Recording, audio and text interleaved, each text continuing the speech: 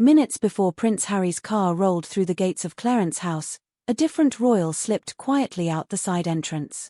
It wasn't William. It wasn't Anne. And that small, easily missed movement set the tone for everything that followed. If you've wondered why the mood seemed calmer, the meeting shorter, and the message tighter this time, the answer begins with who was seen leaving first and why. It was Sophie, Duchess of Edinburgh. Calm, discreet, and fresh off a 4-day visit to Canada focused on British-Canadian links and charity work, she is the definition of a safe pair of hands. On the surface, her stop with the king looks routine, a tidy download from a trusted working royal. But timing matters. A clean briefing about the work of the crown right before a family conversation about the future? That's not an accident. That's choreography, the institution first, the family second, and no confusion about which hat the king is wearing when his younger son walks in. Notice who it wasn't. If Charles updated the Prince of Wales, it didn't happen at Clarence House that day. And that's meaningful. Keeping William physically out of the picture avoids turning a careful, first-step father-son tea into a three-cornered summit. It prevents a fresh round of "was it frosty?" headlines and lets the king control the temperature in the room. When there is no photograph of the heir arriving or leaving, there's no instant narrative about brothers face-to-face. The message becomes quieter, simpler: 2 men, 1 table, 1 hour. Let's set the scene.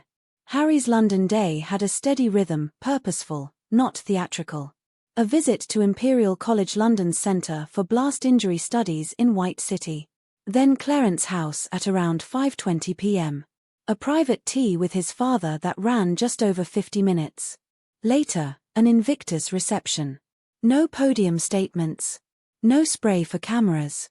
And when asked how his father was doing, Harry kept it spare and sunny. Yes, he's great, thank you. For a family still nursing old bruises, that's what progress looks like, boring on purpose. Why the extra care? Because the last sprint to see the king, back in February after the cancer announcement, drew sharp commentary in the papers about timing and tone. Some reports framed it as a compassionate dash, more tabloid voices leaned into palace irritation. Fair or not, that episode proved a point. In this chapter, subtlety is strength. Short meeting. No leaks. Let the public see work, then family, then work again. It lowers the volume and raises the odds of a second cup down the line. Now, back to Sophie. Her role here quietly explains the entire day. She's become one of the monarchy's most dependable operators, low drama, high output, respected by Charles, Camilla, William, and Catherine alike. A crisp debrief on Canada steadies the king's diary, reminds the country that the machine is humming, and allows him to pivot from Commonwealth business to family business in the space of an hour without mixing the two. It's the kind of under-the-bonnet efficiency older viewers recognize as the crown's real superpower. The headlines are flashy, the bench is what keeps the lights on. And what about Queen Camilla? Last time Harry came to Clarence House, she was said to be around.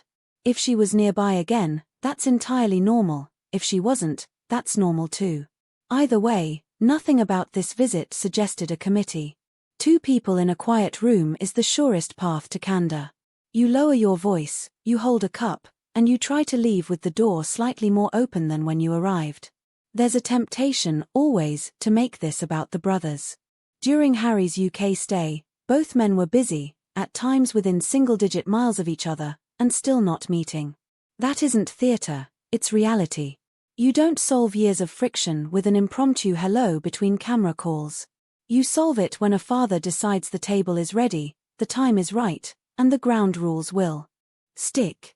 If those rules hold, privacy respected on both sides, the next step becomes possible. If they don't, nothing combustible has been said, and the diary moves on. Harry's side of the ledger is straightforward. He came for well child and other engagements where he's credible and comfortable. Earlier this year, after losing his security appeal, he said plainly that he wanted a reconciliation and worried about time. You may disagree with saying that out loud, but the sentiment lands. When a parent is unwell, clocks tick louder. Pair that with this week's disciplined schedule and you get a portrait of a man trying, at least for this visit, to keep the focus on the work and the respect. William's absence from Clarence House matters only because it removes heat, not because it signals disapproval. The heir inserting himself into a delicate, early-stage reset would add pressure everyone involved is trying to avoid. Think of this more like good aviation practice. You don't invite extra passengers onto a test flight. You check the instruments, watch the wind, and keep the loop tight. One more piece that seasoned royal watchers clocked instantly: the optics. Sophie out, Harry in. Duty, then family. That sequence communicates priorities without a single adjective.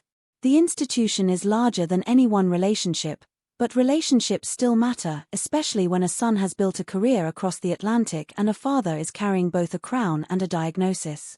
The choreography says, the crown remains steady, the family is trying. If you're wondering why a 1-hour tea could feel significant, consider the recent history. Harry's memoir and interviews pulled private moments into public view. That history, whether you loved it or loathed it, forced palace professionals to make a simple rule: keep it brief until it's safe to go long. Start with kindness and caution, expand if trust holds. In that light, just over 50 minutes is not a snub, it's a pilot light. This is also why Sophie's appearance is clever statecraft. Her Canada trip was the perfect prelude: Commonwealth ties, charitable momentum, zero drama. It let Charles begin the afternoon as the national figure he must be before spending the early evening as the father he wants to be. That order matters to an older audience who values steadiness. You show the flag, then you tend the family. The quiet triumph is that both happened without stepping on each other's toes. Some asked whether Camilla's reported frustrations earlier this year would cast a shadow over this meeting. The truth is simpler. Everyone around the monarch understands that reconciliation, even the possibility of it, only works when the fire is starved of oxygen. No live shots of arrivals. No theatrical goodbyes. No readouts for the press. You allow a small, human thing to happen in peace and you live with the ambiguity. If better days follow, you get your clarity later. So where does this leave the House of Windsor? Exactly where cautious people hoped. Slightly forward, not a step back. A trusted duchess came and went. A son sat with his father. The heir stayed out of the lens. The press got a sentence, not a saga. Tomorrow's diary fills itself, and the possibility of another quiet cup remains on the table. It's worth ending on what Sophie's cameo quietly underlined: the monarchy's strength is still its bench. When the commentariat turns up the heat, she just keeps going. Engagements abroad, clean notes at home, no mess on the carpet. In a decade that has asked so much of the institution, that kind of reliability is gold. It gives the king space to be sovereign and father in the same afternoon without confusing the two, and it gives the country a reason to exhale. If you've watched royal stories for years, you know the big leaps aren't always the ones that last. It's the small, careful steps: a well-timed departure, an unremarkable entrance, a cup poured and finished, that tell you where a family is really headed. On this day, the clues were all there, just quiet by design. If that kind of measured progress makes sense to you, tap like so the next chapter finds you. And tell me below, did Sophie's sighting change your read on the tea at Clarence House, or did it simply confirm what the choreography already whispered: crown first, family always, press never in the room?